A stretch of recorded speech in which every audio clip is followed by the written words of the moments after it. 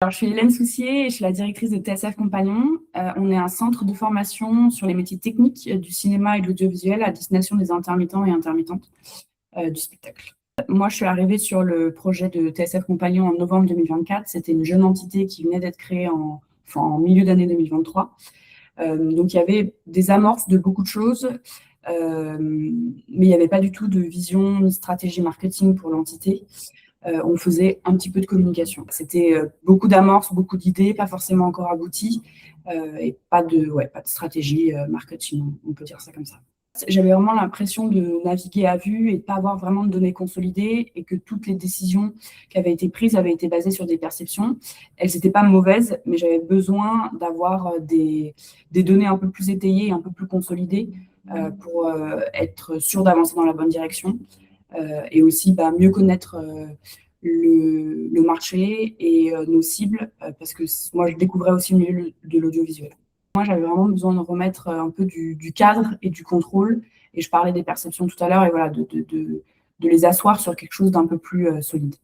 Moi, j'ai un profil de chef d'orchestre, donc je sais piloter une petite structure et j'ai des connaissances, on va dire, de base en marketing, mais je ne suis pas du tout une experte. Et je savais que c'était quelque chose que je ne pouvais pas faire toute seule, mais je pouvais interagir et challenger un partenaire ou un prestataire. J'avais peu de budget alloué à cet accompagnement-là, donc au début, je pensais prendre une personne en freelance qui faisait un peu de sales ops et un peu de marketing, parce que voilà, c'était les deux fonctions de l'organisation sur lesquelles je devais accélérer et structurer assez rapidement. Et finalement, c'est la personne que j'ai contactée pour travailler en freelance qui n'était pas disponible, qui m'a recommandé une bonne value.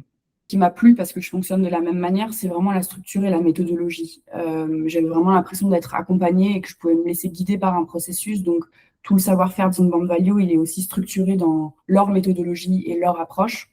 Donc, ça consistait en des entretiens, puis tout le travail autour du buyer profile. Et moi, je me suis laissée vraiment porter et accompagner par Germain tout au long de ces démarches-là. Et ça, c'était vraiment très agréable. Toute la base du buyer profile, en fait, je ne l'aurais pas aussi bien fait toute seule et ça m'aurait pris plus de temps. Donc, c'est pour ça que je parlais d'accélération. Et ça m'a aussi, permis d'avancer rapidement sur la structuration de la fonction commerciale, puisque quand j'ai recruté des nouveaux commerciaux, ça m'a permis de les onboarder assez facilement sur la connaissance de nos cibles et des raisons. Et après, ça m'a aussi permis de ça a aussi découlé toute la création des scripts d'appel et du discours commercial. J'avais aussi la volonté de lancer des campagnes de ads. Et donc, du coup, c'est aussi une bonne value qui m'a recommandé l'agence avec laquelle je travaille, à savoir Visitique. Et donc, du coup, on a pu lancer des campagnes sur Meta qui ont extrêmement bien marché. Mon besoin aussi, c'était pas de générer une machine ultra complexe, très difficile à entretenir, mais plutôt de m'appuyer sur des bases solides, parce que c'est quand même un métier qui est ultra technique et qui n'est pas accessible à tout le monde. Donc, le mieux, c'est de se faire accompagner.